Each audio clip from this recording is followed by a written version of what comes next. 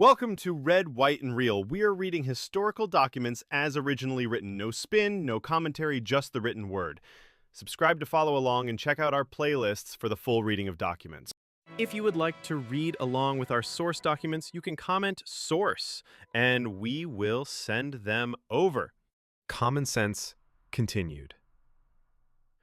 This contest began in the reign of Henry VI and was not entirely extinguished till Henry VII, in whom the families were united, including a period of 67 years, viz. from 1422 to 1489.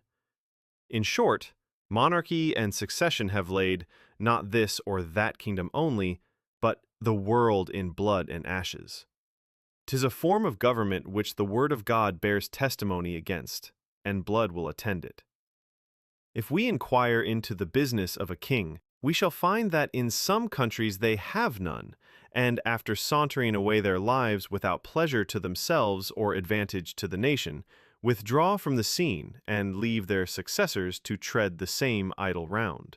In absolute monarchies, the whole weight of business, civil and military, lies on the king. The children of Israel, in their request for a king, urge this plea that he may judge us and go out before us and fight our battles. But in countries where he is neither a judge nor a general, as in England, a man would be puzzled to know what is his business.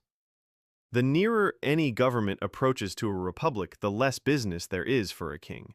It is somewhat difficult to find a proper name for the government of England. Sir William Meredith calls it a republic, but in its present state it is unworthy of the name, because the corrupt influence of the crown, by having all the places in its disposal, hath so effectually swallowed up the power and eaten out the virtue of the House of Commons, the republican part in the Constitution, that the government of England is nearly as monarchical as that of France or Spain. Men fall out with names without understanding them, for it is the republican and not the monarchical part of the Constitution of England which Englishmen glory in, viz. The liberty of choosing a House of Commons from out of their own body.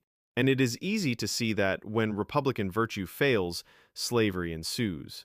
Why is the Constitution of England sickly but because monarchy hath poisoned the republic? The crown hath engrossed the commons.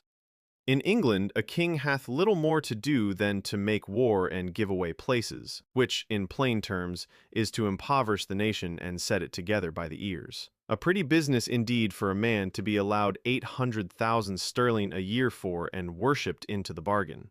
Of more worth is one honest man to society